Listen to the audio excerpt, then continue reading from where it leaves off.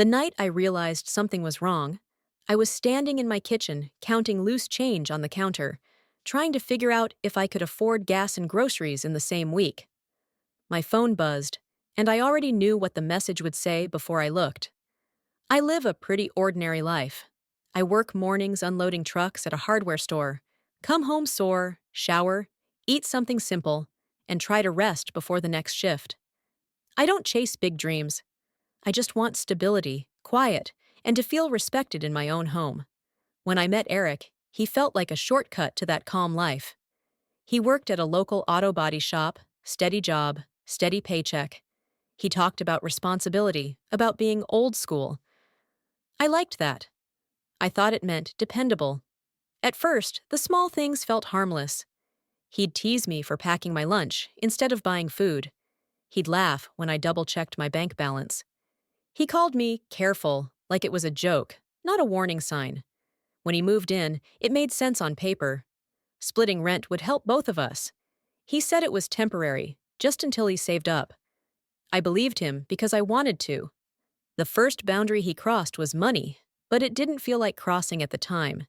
He'd ask me to cover something because he forgot his wallet. He'd promised to pay me back on Friday. Friday came and went, and somehow it was my fault for not reminding him. He had a way of talking that made everything sound reasonable. If I pushed back, he'd sigh and say I was making it a big deal. If I stayed quiet, he'd say I was being mature. Either way, the outcome was the same. Slowly, my routines changed. I stopped buying little things for myself. I picked up extra shifts when my body was already exhausted. Eric always had a reason why his paycheck was short, or late, or already spoken for. He started correcting me in front of other people, not yelling, just small comments. "That's not how it happened." "You're remembering it wrong." He'd smile when he said it, like he was helping me. I told myself I was overthinking. I told myself relationships were about compromise. Everyone gives a little, right? But then came the night with the utility bill. I had left it on the table, unopened. He got to it first. When I came home, he told me he'd taken care of it. He said I could relax.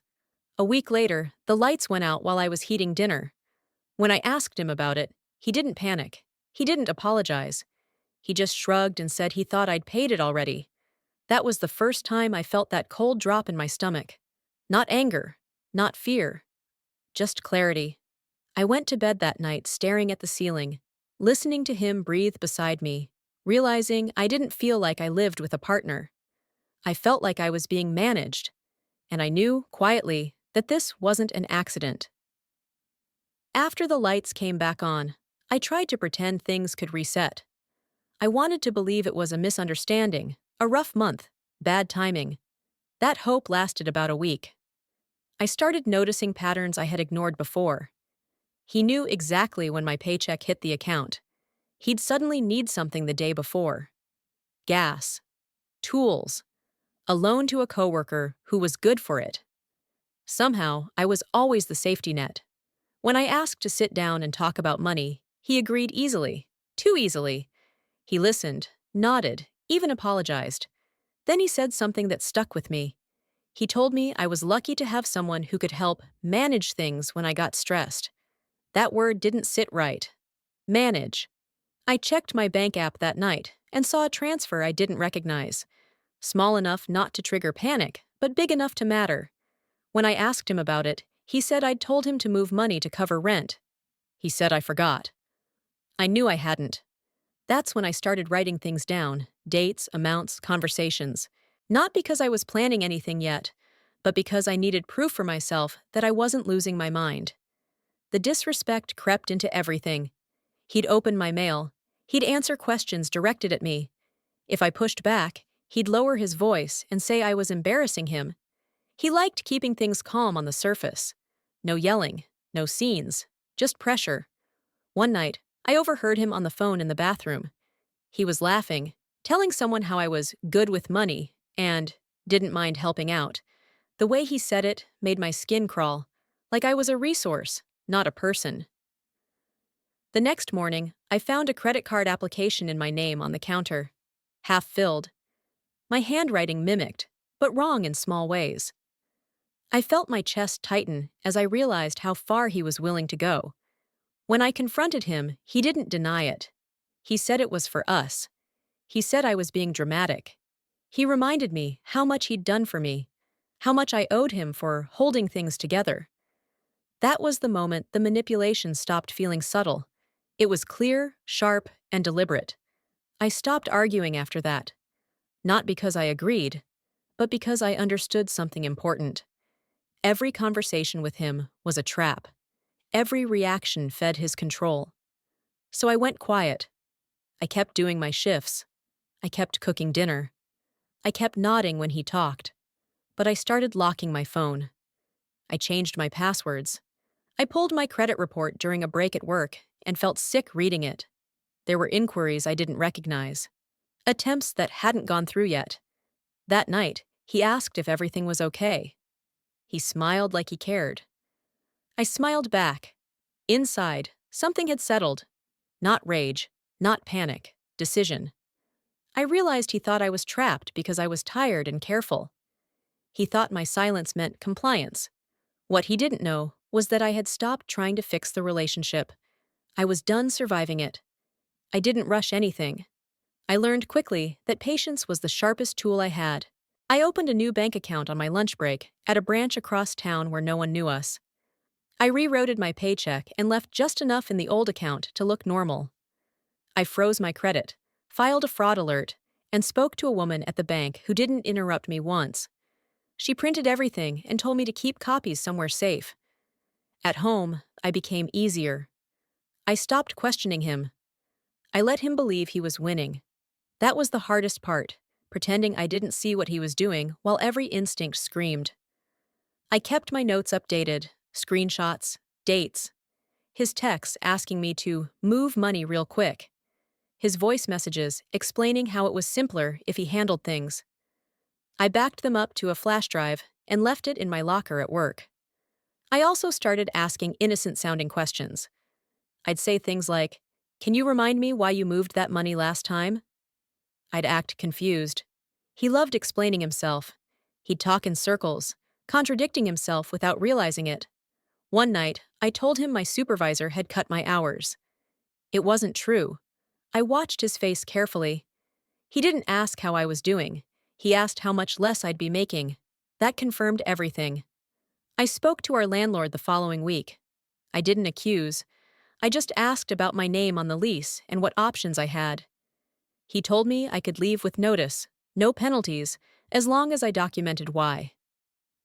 I nodded and thanked him.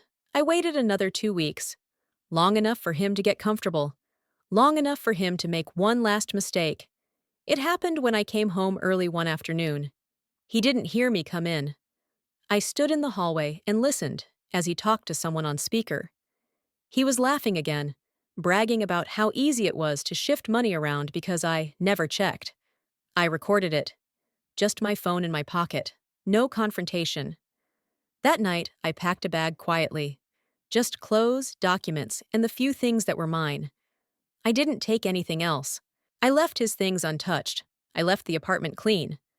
Before I walked out, I placed a folder on the table. Inside were copies of bank statements, credit inquiries, and a short note. No insults, no threats, just facts, dates, and a sentence telling him not to contact me again. The next morning, I filed a report. Not dramatic, just accurate. I handed over everything and answered questions calmly. The officer told me I'd done the right thing by documenting first. I blocked his number after that. For the first time in months, my phone was quiet. My bank account was mine. My name was mine. I wasn't celebrating. I wasn't angry anymore. I was steady. And I knew that whatever came next, it wouldn't be on his terms. The fallout wasn't loud. It didn't need to be. A week after I left, the landlord called to confirm Eric had moved out. He sounded tired, like this wasn't his first time dealing with something like this. He told me the locks were changed and wished me well. That was it.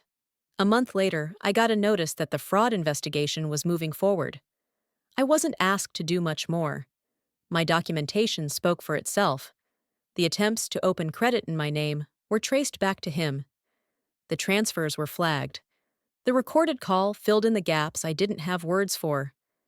Eric tried once to reach out through a mutual acquaintance.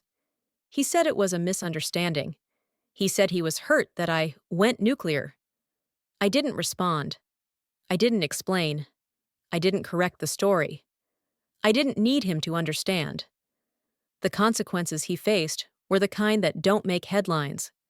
Accounts closed, credit denied, questions he couldn't charm his way out of, trust that didn't come back once it was broken, the quiet kind of accountability that follows you longer than a fight ever would.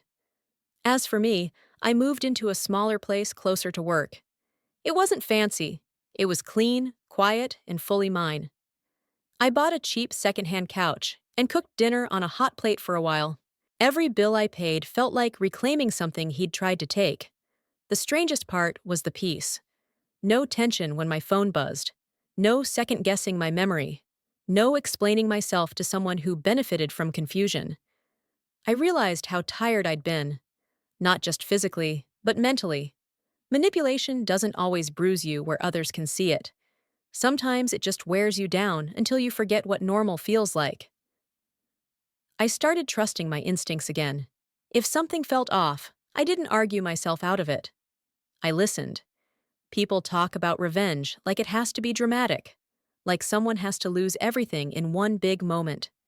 That wasn't what I wanted. I didn't want to destroy him. I wanted my life back, and I got it by staying calm, staying patient, and refusing to play his game anymore. The biggest lesson I took from all of it was simple. Someone who truly cares about you doesn't need control to feel secure. They don't benefit from your confusion. They don't call your silence maturity when it really means surrender. Walking away wasn't weakness. Documenting wasn't pettiness. Protecting myself wasn't cruelty. It was respect. For the first time in a long time, that respect started with me.